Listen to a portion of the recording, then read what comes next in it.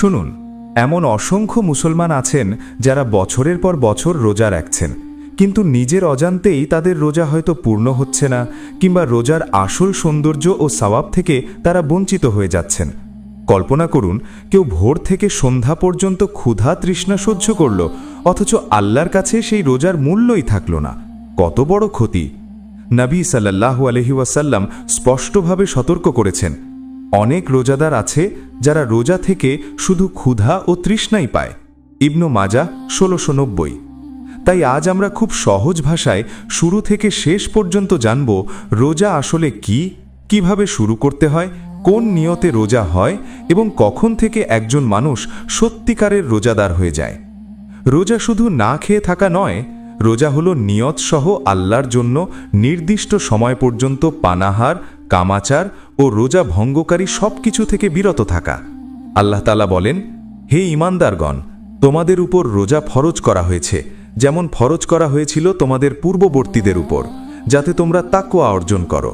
সূরা আল বাকারা 2:183। এই আয়াত আমাদের বুঝিয়ে দেয়, রোজার আসল উদ্দেশ্য ক্ষুধা নয়, তাকওয়া; কষ্ট নয়, আত্মার পবিত্রতা; অভ্যাস নয়, আল্লাহর সন্তুষ্টি। রোজার প্রথম ও সবচেয়ে গুরুত্বপূর্ণ বিষয় হল নিয়ত। অনেকেই ভাবেন মুখে বিশেষ দোয়া পড়া না হলে রোজা হয় না। এটা ভুল ধারণা। রোজার নিয়ত আসলে অন্তরের ইচ্ছা যে আমি আগামীকাল আল্লাহর জন্য রোজা রাখব। নবী সাল্লাল্লাহু আলাইহি ওয়াসাল্লাম বলেছেন, কাজের ফলাফল নিয়তের উপর নির্ভরশীল। সহিহ বুখারী 1। তাই কেউ যদি মনে দৃঢ়ভাবে ঠিক করে যে সে ফজর থেকে মাগরিব পর্যন্ত আল্লাহর সন্তুষ্টির জন্য রোজা রাখবে, তাহলেই নিয়ত সম্পন্ন হয়ে যায়। সাহারি খাওয়াও নিয়তের একটি বাস্তব প্রমাণ, কারণ সাহারি খাওয়া মানেই রোজার প্রস্তুতি নেওয়া। নবী সাল্লাল্লাহু আলাইহি ওয়াসাল্লাম বলেছেন, সাহারি খাও, কারণ সাহারিতে বরকত রয়েছে। সহিহ বুখারী 1923। রোজা শুরু হয় কখন? অনেকেই মনে করেন সূর্য ওঠার সময় রোজা শুরু হয়। এটাও ভুল ধারণা। রোজা শুরু হয় ফজরের আজান বা শুভে সাদিক থেকে, অর্থাৎ যখন ভোরের সাদা আলো দিগন্তে ছড়িয়ে পড়ে, তখন থেকে রোজা শুরু হয়ে যায়। আল্লাহ তাআলা বলেন, তোমরা পানাহার করো যতক্ষণ না ভোরের সাদা রেখা কালো রেখা থেকে পৃথক হয়ে যায়, তারপর রাত পর্যন্ত রোজা পূর্ণ করো। সূরা আল বাকারা 2:187। এই আয়াত স্পষ্ট করে দেয় রোজার সময়সীমা ফজর থেকে মাগরিব পর্যন্ত। এখন প্রশ্ন আসে, রোজা রাখতে হলে কি অবশ্যই সাহারি খেতে হবে? উত্তর হলো, সাহারি খাওয়া সুন্নাহ, ফরজ নয়। কেউ যদি সাহারি না খেয়েও ফজরের আগে নিয়ত করে নেয়, তাহলেও তার রোজা হবে। তবে সাহারি খাওয়া অত্যন্ত গুরুত্বপূর্ণ বরকতের কাজ, কারণ এতে শরীর শক্তি পায়, নিয়ত দৃঢ় হয় এবং নবীর সুন্নাহ অনুসরণ করা হয়। তাই সাহারি ত্যাগ করা ঠিক নয়। রোজা রাখার সময় আরেকটি বিষয় মনে রাখা জরুরি, রোজা শুধু পেটের নয়, চোখের, জিহ্বার, কানের এবং হৃদয়েরও রোজা। নবী সাল্লাল্লাহু আলাইহি ওয়াসাল্লাম বলেছেন, যে ব্যক্তি মিথ্যা কথা ও মন্দ কাজ ত্যাগ করে না, তার পানাহার ত্যাগ করার আল্লাহর কোনো প্রয়োজন নেই। সহিহ বুখারী 1903। অর্থাৎ কেউ সারাদিন না খেয়ে থাকলো কিন্তু গীবত করল, মিথ্যা বলল, খারাপ দেখল, তাহলে রোজার আসল সৌন্দর্য নষ্ট হয়ে যায়। সত্যিকারের রোজাদার সে, যার শরীরের প্রতিটি অঙ্গ আল্লাহর অবাধ্যতা থেকে বিরত থাকে। রোজার সময় একজন মুসলমানের হৃদয়ে সবচেয়ে বড় অনুভূতি হওয়া উচিত, আমি এখন আল্লাহর আদেশ পালন করছি। কেউ দেখছে না, তবু আমি খাচ্ছি না, কারণ আল্লাহ দেখছেন। এই গোপন ইবাদতের কারণেই রোজার মর্যাদা এত উঁচু। আল্লাহ তাআলা হাদিসে কুদসিতে বলেছেন, রোজা আমার জন্য আর আমি এর প্রতিদান দেব। সহিহ বুখারী 1904। অর্থাৎ রোজার সওয়াবের পরিমাণ শুধু আল্লাহই জানেন। এটাই রোজার বিশেষ সম্মান।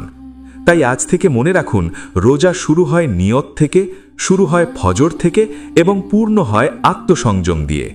যে রোজা শুধু ক্ষুধা নয়, চরিত্র বদলায়, শুধু তৃষ্ণা নয়, হৃদয় পরিশুদ্ধ করে, সেই রোজাই আল্লাহর কাছে কবুল হয়।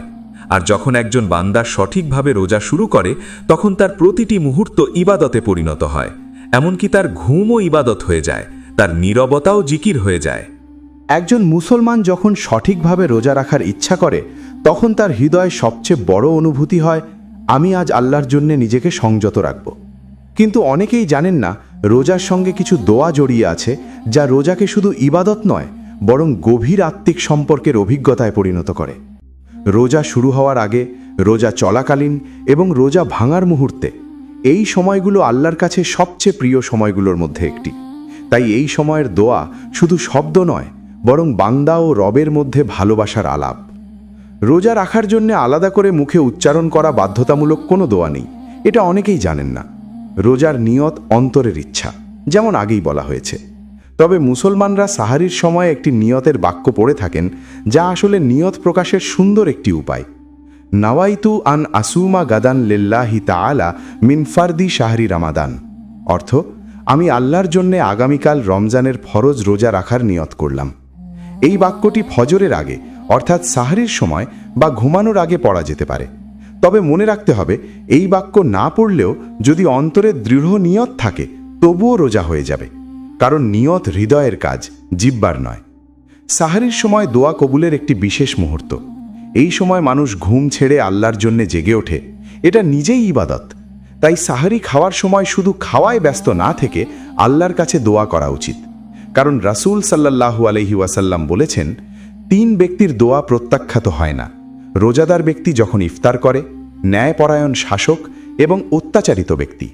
তিরমিজি 3598। এই হাদিস থেকে বোঝা যায় রোজাদারের দোয়া বিশেষভাবে কবুল হয়, বিশেষত ইফতারের মুহূর্তে। তাই সাহারি শেষের দিকে ও ফজরের আগে সময়টাও দোয়ার জন্য অত্যন্ত মূল্যবান। এখন আসি রোজা ভাঙার সবচেয়ে গুরুত্বপূর্ণ দোয়া ও সময়ের দিকে। রোজা ভাঙার মুহূর্তটি এমন এক সময় যখন একজন বান্দা সারাদিনের ত্যাগের পর আল্লাহর অনুমতিতে প্রথম পানি বা খাবার মুখে দেয়। এই মুহূর্তে তার হৃদয় সবচেয়ে বিনয়ী থাকে এবং আল্লাহর রহমত সবচেয়ে নিকটবর্তী থাকে। তাই ইফতার শুরু করার আগে বা প্রথম লোকমা নেওয়ার সঙ্গে সঙ্গে যে দোয়া পড়া হয় তা হল, আল্লাহুম্মা ইন্নী লাকা সুমতু ওয়া বিকা আমান্তু ওয়া আলাইকা তাওয়াক্কালতু ওয়া আলা রিজকিকা আফতারতু, অর্থ হে আল্লাহ, আমি তোমার জন্য রোজা রেখেছি, তোমার ওপর ঈমান এনেছি, তোমার ওপর ভরসা করেছি এবং তোমারই রিজিক দিয়ে ইফতার করলাম। এই দোয়া ইফতার করার সময় অর্থাৎ খেজুর বা পানি মুখে দেওয়ার মুহূর্তে পড়া সুন্নাহ। আরেকটি প্রসিদ্ধ সাহি দোয়া আছে যা রাসূল সাল্লাল্লাহু আলাইহি ওয়াসাল্লাম ইফতারের পর পড়তেন: জাহাবা জামাউ ওয়াবতাল্লাতিল উরুক ওয়া সাবাতাল আজরু ইনশাআল্লাহ, অর্থ তৃষ্ণা দূর হলো, শিরা উপশিরা সিক্ত হলো এবং সওয়াব স্থির হলো ইনশাআল্লাহ। এই দোয়া ইফতার শেষের পর পড়া হয়, যখন মানুষ পানি বা খাবার গ্রহণ করে স্বস্তি অনুভব করে। এটি রোজার পূর্ণতার ঘোষণা, যেন একজন বান্দা বলছে, হে আল্লাহ, তুমি আমার রোজা কবুল করো। ইফতারের সময় আরেকটি গুরুত্বপূর্ণ আমল হলো দোয়া করা, কারণ এটি দোয়া কবুলের সেরা মুহূর্ত। সারাদিনের ক্লান্তি, ক্ষুধা, তৃষ্ণা সব মিলিয়ে হৃদয় তখন নরম হয়ে যায়, অহংকার ভেঙে যায় এবং বান্দা সত্যিকারভাবে আল্লাহর সামনে দাঁড়ায়। তাই ইফতারের আগে কয়েক মুহূর্ত থেমে আল্লাহর কাছে নিজের প্রয়োজন, ক্ষমা, হেদায়াত, রিজিক, পরিবার সব কিছু চাইতে হবে। কারণ নবী সাল্লাল্লাহু আলাইহি ওয়াসাল্লাম বলেছেন, রোজাদারের দোয়া ইফতারের সময় প্রত্যাখ্যাত হয় না। ইবনু মাজা 1753। এখানে একটি সুন্দর আধ্যাত্মিক বিষয় আছে। রোজা শুরু হয় নিয়ত দিয়ে আর শেষ হয় দোয়া দিয়ে, অর্থাৎ একজন বান্দা আল্লাহর নামে শুরু করে এবং আল্লাহর কাছেই ফিরে আসে। এই শুরু ও শেষের মাঝখানের সময়টাই ইবাদত, ধৈর্য, সংযম ও তাকওয়ার পথ। তাই যে মুসলমান রোজার সময়গুলোকে দোয়া দিয়ে ভরিয়ে দেয়, তার রোজা শুধু শরীরের নয়, আত্মারও হয়ে যায়। তাই মনে রাখুন, রোজার দোয়া মানে শুধু কিছু আরবি শব্দ নয়, এগুলো হলো বান্দার আত্মসমর্পণের ঘোষণা। সাহারির আগে নিয়ত, ইফতারের সময় দোয়া, ইফতারের পর কৃতজ্ঞতা।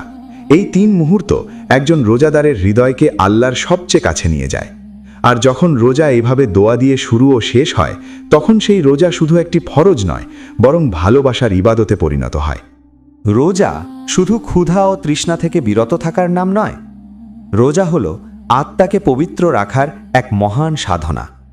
তাই রোজা রাখার সময় কিছু কাজ আছে যা করলে রোজা নষ্ট হয়ে যায়, আর কিছু কাজ আছে যা সরাসরি রোজা ভাঙে না, কিন্তু রোজার সওয়াব নষ্ট করে দেয়। একজন সচেতন মুসলমানের জন্য এই বিষয়গুলো জানা অত্যন্ত জরুরি, কারণ অনেক সময় অজান্তেই মানুষ এমন কাজ করে ফেলে যা তার সারা দিনের ইবাদতকে নষ্ট করে দেয়।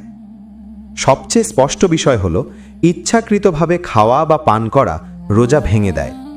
যদি কেউ জেনে শুনে রোজা আছে বুঝে খাবার বা পানি গ্রহণ করে, তবে তার রোজা ভেঙে যায় এবং তাকে সেই রোজা কাজা করতে হবে। আল্লাহ তাআলা কোরআনে বলেছেন, তোমরা খাও ও পান করো যতক্ষণ না ভোরের সাদা রেখা রাতের কালো রেখা থেকে পৃথক হয়ে যায়। সূরা বাকারা 2:187। এই আয়াত স্পষ্ট করে দেয় ফজরের পর থেকে সূর্যাস্ত পর্যন্ত খাদ্য পানীয় থেকে বিরত থাকা ফরজ। তবে যদি কেউ ভুলে খেয়ে ফেলে তখন রোজা ভাঙে না। রাসূল সাল্লাল্লাহু আলাইহি ওয়াসাল্লাম বলেছেন, যে রোজাদার ভুলে খেয়ে বা পান করে সে যেন রোজা পূর্ণ করে নেয়, কারণ আল্লাহই তাকে খাইয়েছেন ও পান করিয়েছেন। বুখারী 1933, মুসলিম 1155। এই হাদিস ইসলামের সহজতা ও দয়ার এক অপূর্ব উদাহরণ। দ্বিতীয়ত, ইচ্ছাকৃতভাবে যৌন সংসর্গ রোজা সম্পূর্ণভাবে নষ্ট করে দেয় এবং এর জন্য কঠিন কাফফারা রয়েছে। রাসূল সাল্লাল্লাহু আলাইহি ওয়াসাল্লামের যুগে এক ব্যক্তি এসে বলেছিলেন সে রোজা অবস্থায় স্ত্রীর সাথে মিলিত হয়েছে। তখন নবী সাল্লাল্লাহু আলাইহি ওয়াসাল্লাম তাকে কাফফারা হিসেবে একটি দাস মুক্ত করা, না পারলে 2 মাস ধারাবাহিক রোজা রাখা, না পারলে 60 জন মিসকিনকে খাওয়ানোর নির্দেশ দেন। বুখারী 1936, মুসলিম 1111। এই ঘটনা দেখায় রোজার পবিত্রতা কতটা গভীরভাবে রক্ষা করতে বলা হয়েছে। আরও কিছু বিষয় আছে যা সরাসরি রোজা ভেঙে দেয়, যেমন ইচ্ছাকৃতভাবে বমি করা, শরীরে পুষ্টিকর ইনজেকশন বা স্যালাইন দেওয়া যা খাবারের বিকল্প, অথবা জেনে শুনে শরীরে এমন কিছু প্রবেশ করানো যা খাদ্যের কাজ করে। তবে অসুস্থতা, অনিচ্ছাকৃত বমি বা চিকিৎসাজনিত প্রয়োজনে কিছু বিষয় আলাদা বিধানের অন্তর্ভুক্ত। ইসলাম কখনো মানুষের কষ্ট চায় না, কিন্তু রোজার সবচেয়ে বড় ক্ষতি হয় এমন কিছু গুনাহে যা অনেকেই গুরুত্ব দেন না। মিথ্যা বলা, গীবত করা, অশ্লীল কথা, রাগ, ঝগড়া, হারাম দৃষ্টি, এগুলো রোজা ভাঙে না, কিন্তু রোজার আত্মাকে ধ্বংস করে দেয়। রাসূল সাল্লাল্লাহু আলাইহি ওয়াসাল্লাম বলেছেন, যে ব্যক্তি মিথ্যা কথা ও মিথ্যা কাজ ত্যাগ করে না তার খাদ্য পানীয় ত্যাগ করার মধ্যে আল্লাহর কোনো প্রয়োজন নেই। বুখারী 1903। অর্থাৎ এমন রোজা শুধু ক্ষুধা তৃষ্ণা, ইবাদত নয়। তাই সত্যিকারের রোজা হলো চোখ, কান, জিহ্বা, মন সব কিছুর রোজা। রোজার সময় আরেকটি গুরুত্বপূর্ণ শিক্ষা হলো ধৈর্য ও চরিত্র। যদি কেউ ঝগড়া করতে আসে, অপমান করে, উত্তেজিত করে, তখন রোজাদার বলবে, আমি রোজাদার। এটি শুধু মুখের বাক্য নয়, এটি আত্মনিয়ন্ত্রণের ঘোষণা। রাসূল সাল্লাল্লাহু আলাইহি ওয়াসাল্লাম বলেছেন, রোজা ঢাল স্বরূপ, তাই তোমাদের কেউ রোজা অবস্থায় অশ্লীল কথা বলবে না বা ঝগড়া করবে না। কেউ যদি তাকে গালি দেয় বা আক্রমণ করে সে যেন বলে, আমি রোজাদার। বুখারী 1894, মুসলিম 1151। এই শিক্ষা দেখায় রোজার পবিত্রতা কতটা গভীরভাবে রক্ষা করতে বলা হয়েছে। অতএব একজন মুসলমান যখন রোজা রাখে তখন সে শুধু খাদ্য থেকে নয়, বরং গুনাহ থেকেও বিরত থাকে।